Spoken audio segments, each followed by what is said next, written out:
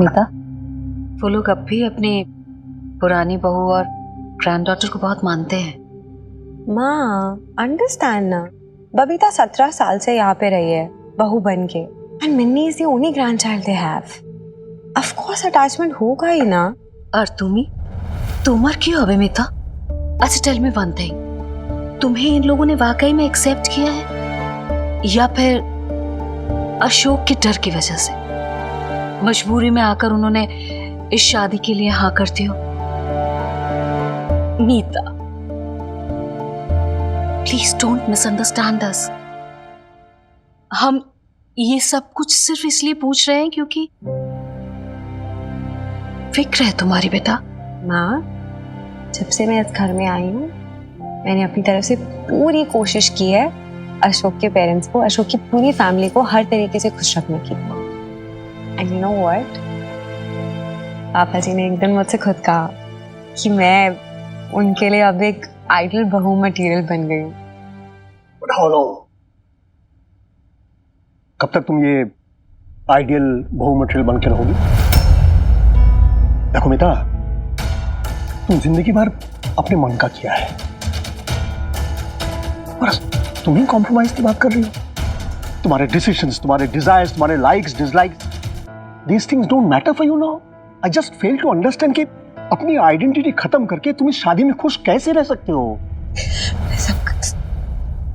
सब कर लूंगी मैं अशोक से बहुत प्यार करती हूँ और मैं उसके लिए सब कुछ कर लूंगी।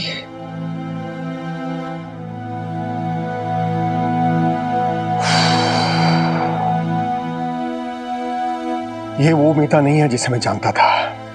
बहुत बदल गई है तुम। बट एनीवे, तुमने हमें बुलाया, हम आ गए। एंड आई प्रॉमिस यू, हम कन्यादान भी करके जाएंगे। आई जस्ट विश जिस अशोक के लिए तुम इतना कुछ कर रहे हो, he is really worth it.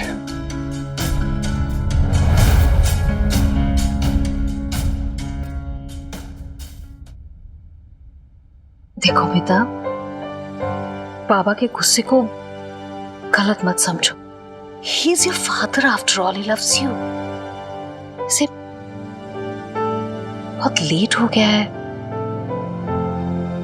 अब तक तुम्हारे इन-लॉज आए नहीं।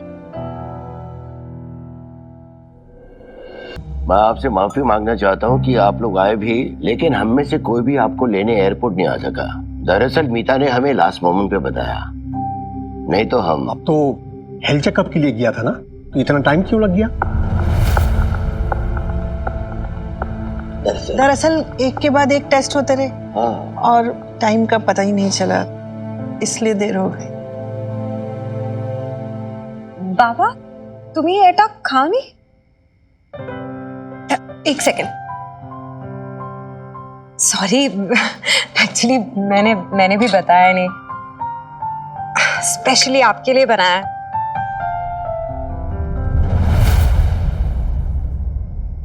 ओहो, कितनी स्मेल आ रही है। मीता भाभी, क्या बनाया आपने? ये लवली, ये माछ है, फिश।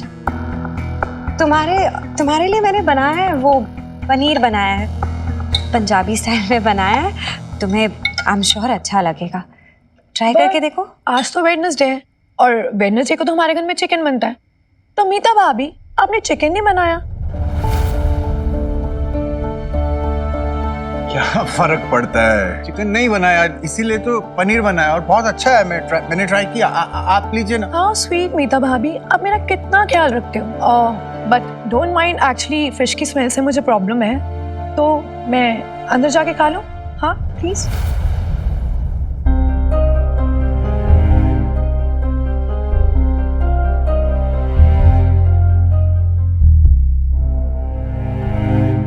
वो फिश की स्मेल हर किसी को पसंद नहीं होती है, बट मीता के बाबा को ना बिना फिश के खाना ही नहीं खाया जाता जैसे।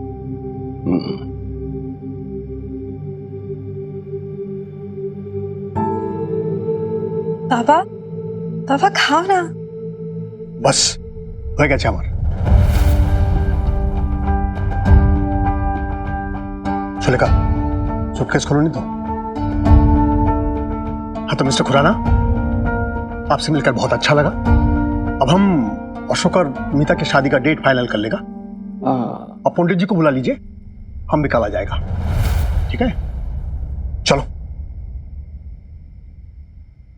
बाबा बाबा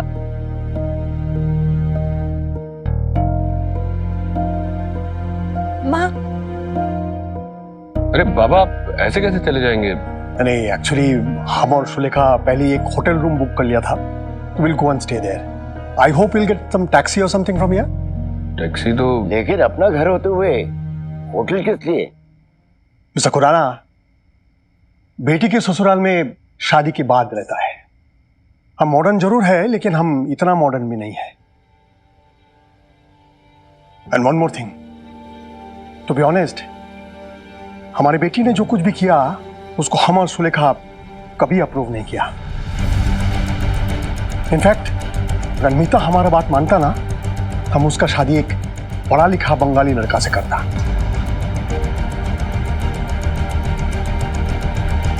एक्चुअली हम बंगालीज एजुकेशन को बहुत इंपॉर्टेंस देते हैं, लेकिन हमें क्या पता था हमारी बेटी को एक ऐसा लड़का पसंद आएगा जो लंदन में टैक्सी चलाता है।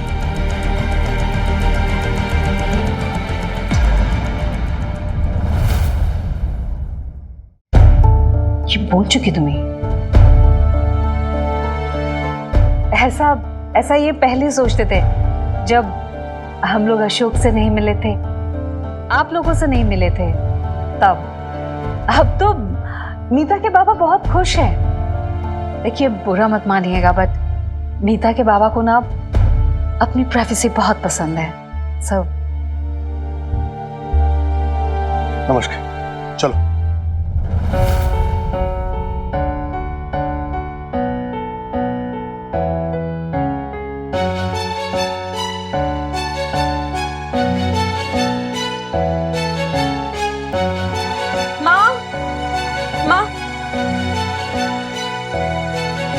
पापा से कहो ना कि रुक जाए, अपनी मीता के पास नहीं रुक सकते क्या?